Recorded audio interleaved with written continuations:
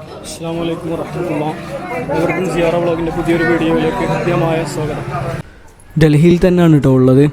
ഇപ്പോൾ മഹാനരായ ഖുതുബുദ്ദീൻ ബഖ്തിയാർ കാക്കി ദഹ്ലവി തങ്ങളുടെ ദർഗയിലേക്കാണ് ഇപ്പോൾ നമ്മൾ നടന്നുകൊണ്ടിരിക്കുന്നത്.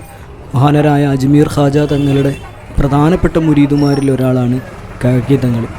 സ്കൂള് വിട്ട സമയമാണ് കേട്ടോ. ഇപ്പോൾ നമ്മുടെ നാട്ടിൽ വെക്കേഷൻ്റെ സമയമാണ്. സ്കൂൾ വിട്ട് കുട്ടികളൊക്കെ ഇങ്ങനെ പോവാണ്. അപ്പോൾ ഞങ്ങൾ ഇത്രയും പേരാണ് കേട്ടോ ഉള്ളത്. ഞങ്ങൾ 8 പേരാണ് പിന്നെ ഈ ഒരു അജ്മീർ യാത്രയിലുള്ളത്. ഇൻഷാ അല്ലാഹ്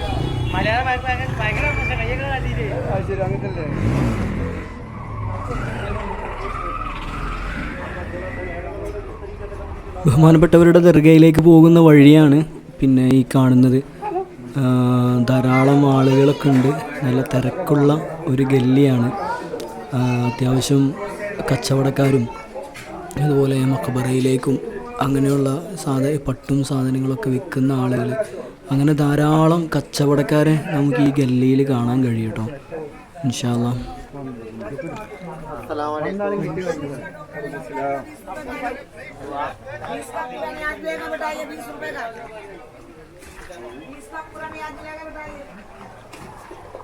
ഇവിടെ ചെരുപ്പ് വെച്ചതിന് ശേഷം നമുക്ക് ഉള്ളിലേക്ക് കയറണം.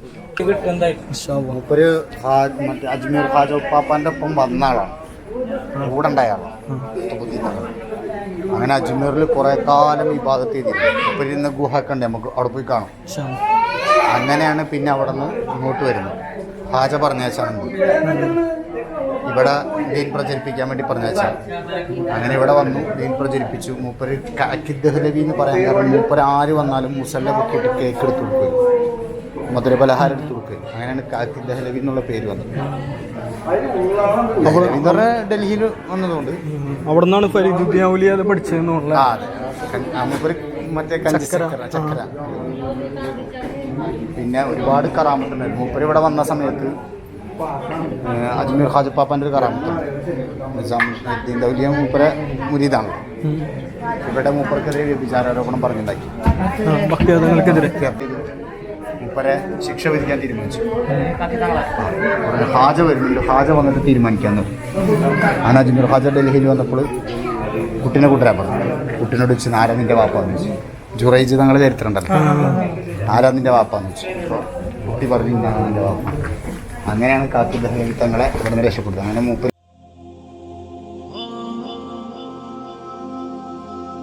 മഹാനരായ ഖുതുബുദ്ദീൻ ബഖ്തിയാർ കാക്കി ദഹ്ലവി തങ്ങൾ ഭാരതം കണ്ട പ്രഗത്ഭനായ മഹാരഥനാണ് മഹാനരായ ഖുതുബുദ്ദീൻ ബഖ്തിയാർ തങ്ങൾ.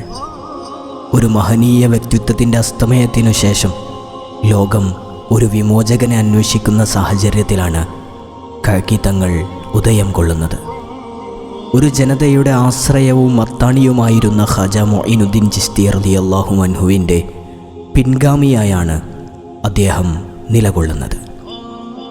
കിർഗിസ്ഥാനിലെ ഫർഗനവാലിയിലെ അവശന്ന പ്രദേശത്ത് സയ്യിദ് മൂസബിൻ കമാലുദ്ദീൻ എന്ന വിശ്രുത വ്യക്തിത്വത്തിൻ്റെ മകനായി ഹിജ്റ 569 ക്രിസ്താബ്ദം 1171 ബഹുമാനപ്പെട്ടവർ ജനിച്ചു.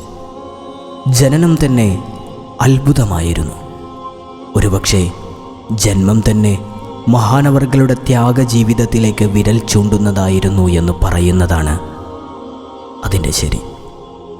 മാതാവിൻ്റെ ഗർഭഗൃഹത്തിൽ നിന്ന് വന്ന ഉടനെ തന്നെ അദ്ദേഹം അള്ളാഹുവിൻ്റെ നാമം ഉരുവിടുന്നുണ്ടായിരുന്നു. മഹാനവർകൾ ഭൂജാതനായ അതേ രാത്രിയിൽ തൻ്റെ ഭവനത്തിൽ ഒരു അസാധാരണ വെളിച്ചം പ്രത്യക്ഷപ്പെട്ടു. മഹാനവർകൾ തൻ്റെ തല ഉയർത്തിയതിനു ശേഷമാണ് ആ വെളിച്ചം അപ്രത്യക്ഷമായത്. തികച്ചും അത്ഭുതപൂർവമായ വളർച്ചയായിരുന്നു ബഹുമാനപ്പെട്ടവരുടേത്. തൻ്റെ ശൈഖായിരുന്ന ഖാജ മൊഈനുദ്ദീൻ ചിശ്തി റളിയല്ലാഹു അൻഹു ബഖ്തിയാർ എന്ന് വിളിച്ചതിൻ്റെ അടിസ്ഥാനത്തിലാണ് മഹാനവർകളെ ആ പേരിൽ വിളിക്കപ്പെടുന്നത്. എന്നാൽ ഇദ്ദേഹത്തിന് കാക്കി എന്ന പേര് സിദ്ധിക്കാനുള്ള കാരണം ചരിത്രത്തിൽ വിവിധ രീതിയിലാണ് രേഖപ്പെടുത്തുന്നത്. മഹാനരായ നിസാമുദ്ദീൻ ഔലിയ ഖദ്ദസല്ലാഹു സിർറഹുൽ അസീസ് അമീർ ഖുസ്രുവിന് ഇത് വിശദീകരിച്ചു കൊടുക്കുന്നത് ഇങ്ങനെയാണ്. ഒരു ദിവസം മഹാനവർകളും സന്തത സഹചാരികളും ഒരു ഹൗലിൻ്റെ സമീപത്തിരുന്ന് സംസാരിക്കുകയായിരുന്നു. ഈ സമയത്ത് ശക്തമായ തണുത്ത കാറ്റ് അടിച്ചു വീശുകയുണ്ടായി. ഇതിൽ കുളിര് കണ്ട സഹചാരികൾ ചൂടുള്ള കേക്ക് കിട്ടാനുള്ള ആഗ്രഹം പ്രകടിപ്പിച്ചു. അവരുടെ ആഗ്രഹം മനസ്സിലാക്കിയ കാക്കി തങ്ങൾ സമീപത്തുള്ള ഹൗലിൽ മുങ്ങുകയും അതിൽ നിന്ന് നല്ല ചൂടുള്ള കേക്ക് പുറത്തു കൊണ്ടുവരികയും ചെയ്തു. നിർധനരായ ആളുകൾ തന്നെ സമീപിക്കുകയും അവർക്കെല്ലാം സ്വർണത്തിൻ്റെയും വെള്ളിയുടെയും കേക്കുകൾ മഹാനവറുകൾ നൽകുമായിരുന്നു എന്നും ചരിത്രം രേഖപ്പെടുത്തുന്നു. മഹാനവറുകളുടെ 1.5 വയസ്സിൽ തന്നെ പിതാവ് വഫാത്തായിരുന്നു. പിന്നെ തൻ്റെ മാതാവിൻ്റെ ശിക്ഷണത്തിലാണ് മഹാനവറുകൾ വളർന്നത്.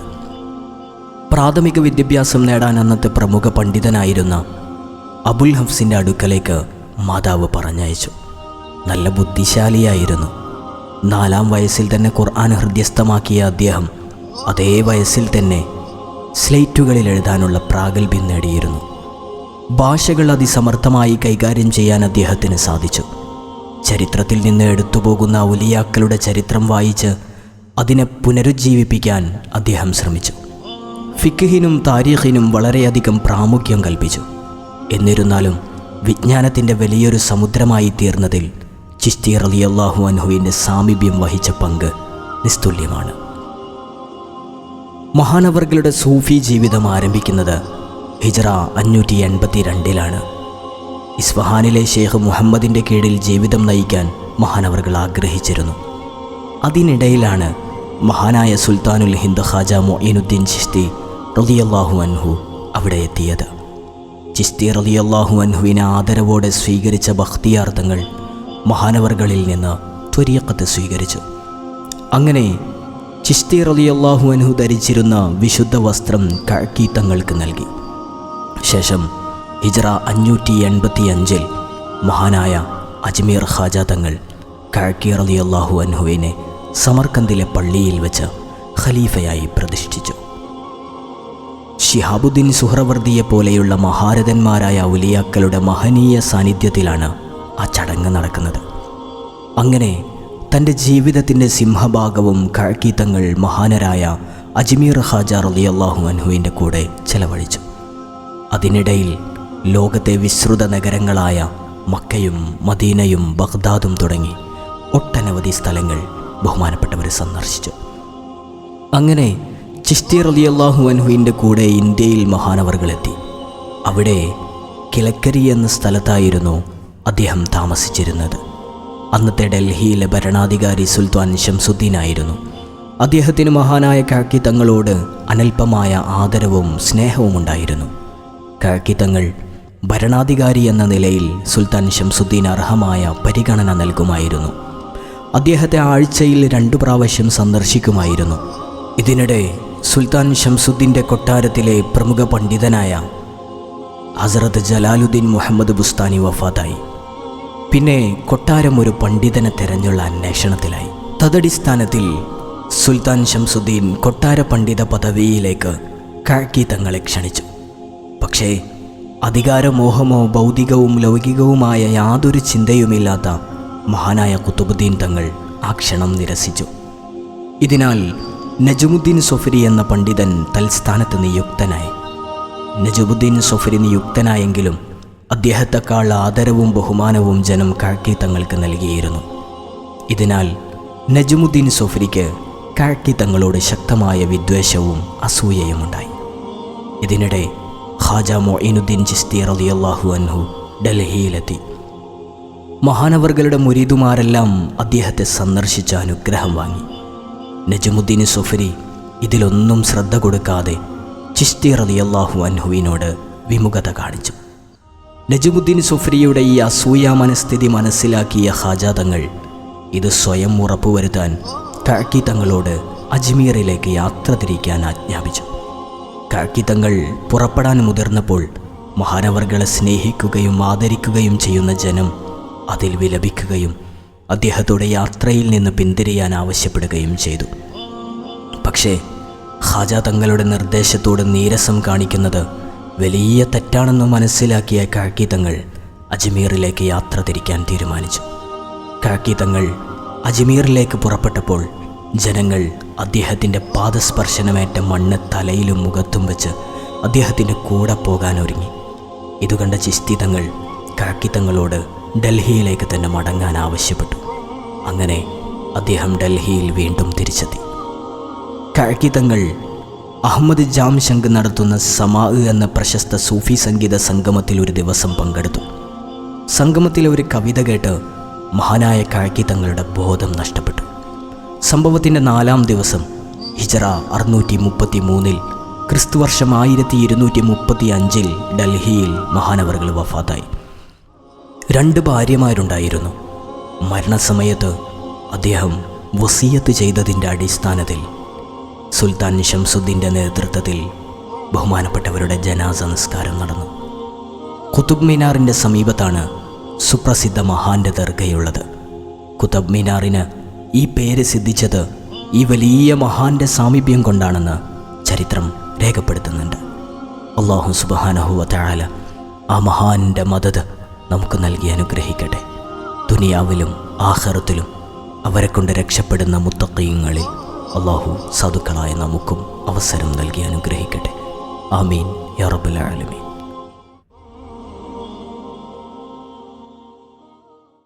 കുത്തുബുദ്ദീൻ ബഖ്തിയാർ കാക്കി തങ്ങളുടെ ദർഗൻ്റെ അടുത്ത് തന്നെയാണ് മഹാനരായ ഹസ്രത്ത് ഹമീദുദ്ദീൻ നാഗൂരി ഖദ്ദസല്ലാഹു സിറഹുൽ അസീസ് തങ്ങളുടെ ദർഗയുള്ളത്. ഈ കാണുന്നതാണ് ബഹുമാനപ്പെട്ടവരുടെ ദർഗ.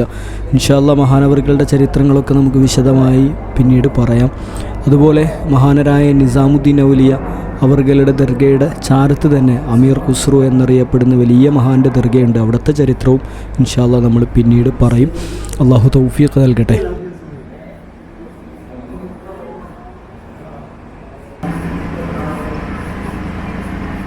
നബി സല്ലല്ലാഹു അലൈഹി വസല്ലം, Ali ibn Abi Talib, Hasan Basri, Abdul Wahid bin Sayyid, Fudayl ibn Iyad, Ibrahim bin Adham, Sayyid Hudhaifa Marashi, Khwaja Muinuddin മുഖറല്ല, Khwaja Muinuddin, Khwaja Uluvi Mumshad, Khwaja Abu Ishaq ഉസ്സാമി, നമ്മൾ കിതാബിൽ ഖാജ അബു അഹമ്മദ് അബ്ദാൽ ചിസ്തി, ഖാജ അബു മുഹമ്മദ് ചിസ്തി, ഖാജ നാസിറുദ്ദീൻ അബു യൂസഫ് ചിസ്തി, ഖാജ ഖുത്ബുദ്ദീൻ മൗദൂദി ചിസ്തി, ഖാജ ഹാജി ഷെരീഫ് ജംഗനി ചിസ്തി, ഖാജ ഉസ്മാൻ ഹാറൂനി ചിസ്തി. അതാണ് ഖാജ പാപ്പാൻ്റെ ശരി.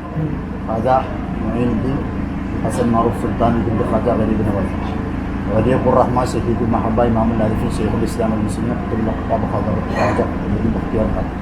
ഇതാണ് മൂപ്പര സിൽസില.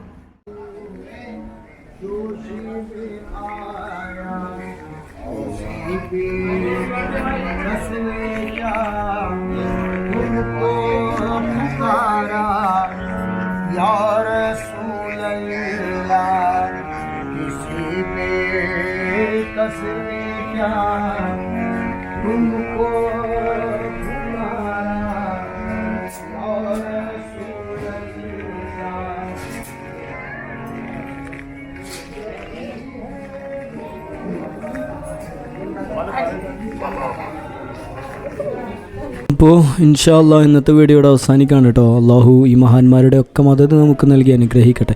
മഹാനരായ ഹമീദുദ്ദീൻ നാഗൂരി തങ്ങളുടെയും അതുപോലെ നിസാമുദ്ദീൻ ഔലിയ അവർകളുടെ മക്ബറയുടെ ചാരത്ത് മറവിട്ട് കിടക്കുന്ന മഹാനരായ അമീർ ഖുസ്രുവിൻ്റെയൊക്കെ ചരിത്രം നമ്മൾ പിന്നീട് പറയും ഇൻഷാ അല്ലാഹ്. അള്ളാഹു ഈ മഹാന്മാരുടെ ഒക്കെ മദത് നമുക്ക് നൽകി അനുഗ്രഹിക്കട്ടെ. അസ്സലാമു അലൈക്കും വറഹ്മത്തുള്ളാഹി.